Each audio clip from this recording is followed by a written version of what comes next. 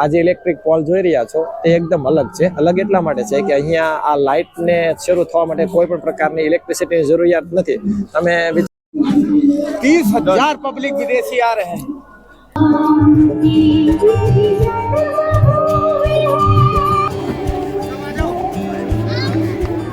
देखो जब बोला करो तो जोर से बोला करो, नहीं तो मत बोला करो. સરયુ નદીના તટ ઉપર અને આ કાળો પતંગ જે આપ જોઈ રહ્યા છો એ આપણે ચગાવી રહ્યા છીએ. કેમ છો અમારા વાલા મિત્રો? અત્યારે હું ઊભો છું રામકી પેઢી ઉપર અને મારી બાજુમાં જે વહી રહી છે પવિત્ર સરયુ નદી. આ પવિત્ર સરયુ નદીના તટે તમે જોશો તો જ્યાં સુધી નજર પહોંચે ત્યાં સુધી દરેક ન્યૂઝ ગ્રુપ વાળાએ પોતાનો ન્યૂઝ રૂમ ઉભો કરી દીધો છે. અહીંયા અત્યારે દરેક ન્યૂઝ એજન્સીઓના જે ન્યૂઝ રૂમ છે ત્યાં લાઈવ કોન્ફરન્સ અને લાઈવ મીટિંગ જે તમે કહી શકો અત્યારે ડિબેટ ચાલી રહી છે. તો એ ડિબેટને પણ હું તમને બતાવીશ. એ સિવાય મિત્રો સરયુ નદીના સામે કિનારે ખૂબ જ ભવ્ય અતિ ભવ્ય પ્રાચીન મંદિરો આવેલા છે. અહીંયા એક ખૂબ જ પ્રાચીન મંદિર ભગવાન શ્રી રામના પુત્ર કુશ દ્વારા સ્થાપિત દેવાધિદેવ મહાદેવનું મંદિર જ્યાં શ્રાવણ માસમાં ખૂબ જ વધારે મહત્વ રહેલું છે. તો અહીંયા સરયુ નદીના તટ અને આ તટની જેટલી પણ વિશાળ અને ઐતિહાસિક વાતો રહેલી છે તે હું તમારી સાથે શેર કરીશ. નમસ્કાર મિત્રો, હું સંજય દવે ગુજ્જુ સંજયમાં આપ તમામ મિત્રોનું ફરીથી એકવાર સ્વાગત કરું છું. તો આ તમામ વિગતો વિશે જાણવા માટે આ વિડીયોમાં મારી સાથે છેલ્લે સુધી જોડાયેલા રહો. તો ગુજ્જુ સંજય ઇઝ ઓન. જય સરયુ માતા. અત્યારે હું જે નદીના તટ પર ઊભો છું એ સરયુ નદી છે. જેમની વિશેની ખૂબ મહત્વપૂર્ણ વાતો હું તમને જણાવવા જઈ રહ્યો છું. હિમાલયની તળેટીમાંથી નીકળતી મુખ્ય નદી ગંગાની 7 સહાયક નદીઓમાંની એક એટલે કે સરયુ નદી. ઉત્તરાખંડમાંથી જે નદી ગંગાથી અલગ થઈને વહે છે તેને શારદા નદીના નામથી ઓળખવામાં આવે છે. અને આ નદી શારદા નદીથી જ્યારે અલગ થઈને ઉત્તર પ્રદેશમાં થઈને વહે છે ત્યારે તેનું નામ સરયુ નદી થઈ જાય છે. તેને સરજુ નદી પણ કહેવામાં આવે છે. આ જે નદી છે ને મિત્રો, તેનો ઉલ્લેખ શાસ્ત્રો, વેદો અને રામાયણમાં પણ જોવા મળે છે. અને આ નદી ખૂબ જ પવિત્ર માનવામાં આવે છે. આ નદી વિશે અને આજે હું તટ પર ઊભો છું એ તટને રામપેડી કહેવામાં આવે છે અને નવો ઘાટ પણ કહેવામાં આવેલો છે જે અયોધ્યામાં આવેલી છે. તો વિદેશી લોકો એ આપણે રામકી પેઢી પર ઊભા છીએ અને મસ્ત મજાની લેમન ટી લીધી છે. અત્યારે તો આ ચાની ખાસ વાત એ છે કે માત્ર 10 રૂપિયા જ છે, પણ વિદેશી મહેમાન 20,000 આવવાના છે ને તો આ ચાનો ભાવ થઈ જવાનો છે હવે 20 રૂપિયા, બરોબર. અને ત્યારબાદ અહીંયા એક આગળ ભુટ્ટા મસ્તીના મળે છે, મકાઈ મસાલા વાળા ચાય હો મિત્રો, 10 રૂપિયાનો કપ. इसमें भी डाल दो. હવે બાદ આ ભાઈ ની કાલ મને ચા પીવા ને કે પીવા આવવું જ પડે કારણ કે બહુ મસ્તીનો છે. 10 રૂપિયા છે પણ વસૂલ બરાબર વર્થ ઇટ છે ભાઈ, મસ્ત. રામકી પેઢી ઉપર તમને મિત્રો શ્રી રામજીની ચાનામાં જેનો ખૂબ મહત્વનો રોલ હતો એટલે કે બંદર રાજા પણ જોવા મળશે. અહીંયા જુઓ તમે એ કઈક આરોગી રહ્યા છે, મમરા છે, ડાળિયા છે અને સામે પેલા ભાઈ ફૂલના હારને અલગ કરીને એમને પણ ખાઈ રહ્યા છે. જો નદી છે, તમે આજે ઇલેક્ટ્રિક પોલ જોઈ રહ્યા છો તે એકદમ અલગ છે. અલગ એટલા માટે છે કે અહીંયા આ લાઇટને શરૂ થવા માટે કોઈ પણ પ્રકારની ઇલેક્ટ્રિસિટીની જરૂરિયાત નથી. તમે વિચારશો કે શું કોઈ મેજિક થશે? હા, મેજિક તો કાંઈ ખાસ નથી, પણ તમે જે આ બ્લેક જોઈ રહ્યા છો તે સોલર પ્લેટ છે. તે પૂરા દિવસ દરમિયાન ઓટોમેટિક ચાર્જ થાય છે અને રાત થતાં ઓટોમેટિક શરૂ થઈ જાય છે. એટલા માટે અહીંયા કોઈ પણ વાયરિંગ કે ઇલેક્ટ્રિસિટીની જરૂર નથી. ત્યારબાદ મિત્રો આ ઘાટમાં સામેની સાઈડ તમે જુઓ ને તો ખૂબ સુંદર રીતે રામાયણના પ્રસંગો વર્ણવવામાં આવ્યા છે ચિત્ર દ્વારા. તો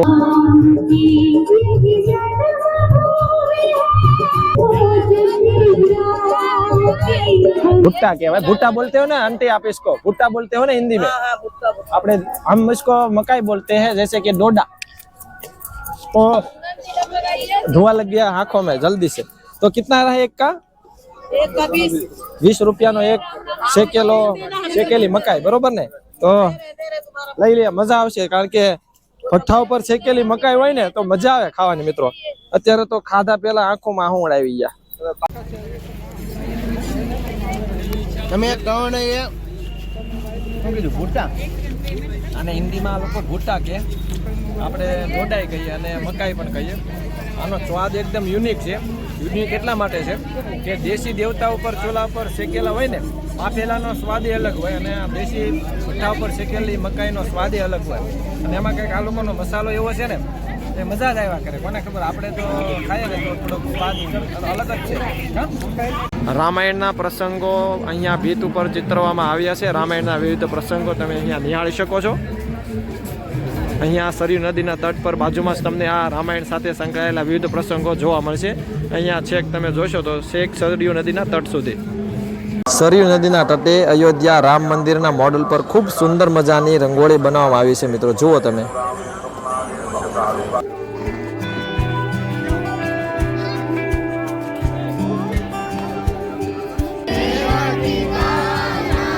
અરે વાહ, બહુ બઢિયા. ગાઈએ ગાઈએ.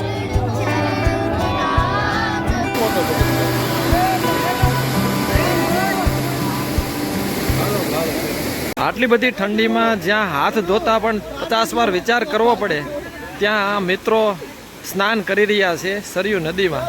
અને આ સરયુ નદીના પાણીમાં સ્નાન કરીને તે પોતે પવિત્ર થઈ રહ્યા છે. અને મા સરયુનું આ નિર્મળ જળ તમે જુઓ કેવું સુંદર રીતે ખળખળ આગળ વહી રહ્યું છે. અને મારી જોઈ રહ્યા છો આ સંપૂર્ણ રામકી પેઢીનો ઘાટ છે, જેને નવા ઘાટના નામથી પણ ઓળખવામાં આવે છે. આ કિનારેથી સામે કિનારે મિત્રો તમે જે વિવિધ દેવી દેવતાઓના મંદિર સરયુ તટ ઉપર જોઈ રહ્યા છો, તે કયા કયા દેવી દેવતાઓના મંદિર છે તેમનું તમને અહીંયા દૂરથી જ માહિતી આપી દઉં. તો સામેની સાઈડ જે પહેલું મંદિર આપ નિહાળી રહ્યા છો તે શાલિગ્રામનું મંદિર છે. ત્યાર પછી તમે આગળ વધો છો તો 12 જ્યોતિર્લિંગના મહાદેવના મંદિરો છે.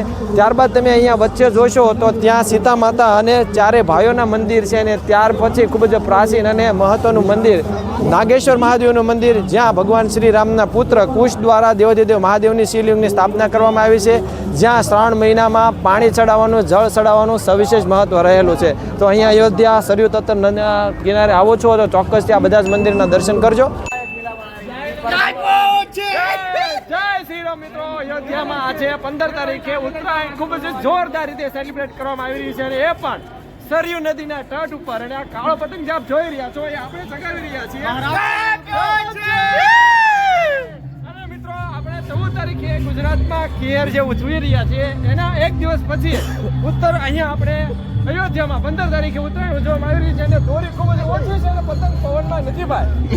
આ છોકરો મિત્રો સરયુ નદીના તટે પતંગ લૂંટીને જુઓ તમે, હવે પેલા કિનારે જઈ રહ્યો છે. તો પાણીમાં પલ્લે છે. હા, પતંગ પણ અડધી પલ્લી ગઈ, પણ મૂકી નહીં. અને દોરી જે આમથી પકડેલી છે. આ છોકરાનો આનંદ છે. હા, અહીંયા સરયુ નદીના તટ ઉપર જે લાઈવ ન્યૂઝ રૂમ બનાવવામાં આવ્યા છે, આ ન્યૂઝ રૂમમાં અયોધ્યામાંથી જે સંતો મહંતો છે તેને ઇન્વાઇટ કરવામાં આવે છે અને તેમની સાથે અયોધ્યા વિશે લાઈવ ડિબેટ કરવામાં આવે છે. તેમજ અહીંયા અયોધ્યાના નાગરિકો પણ હોય છે, તે પણ આ લાઈવ ડિબેટમાં ભાગ લે છે. તમને આગળ અલગ અલગ ન્યૂઝ રૂમ જે છે એ બતાવું. મિત્રો અહીંયા તો તમને પહેલો ન્યૂઝ રૂમ બતાવી દઉં, જ્યાં અત્યારે લાઈવ ડિબેટ ચાલી રહી છે. આપ સામે જોઈ રહ્યા છો દેવકીનંદન ઠાકોરજી અત્યારે લાઈવ ડિબેટ આપી રહ્યા છે આર ભારત ટીવી ને. તો તમને અહીંયા મિત્રો ભારત 24 નો ન્યૂઝ રૂમ છે, જ્યાં દેવકીનંદન ઠાકોર સાથે લાઈવ ડિબેટ શરૂ છે. જુઓ તમે. अब सुनो, देखो जब बोला करो तो जोर से बोला करो, नहीं तो मत बोला करो.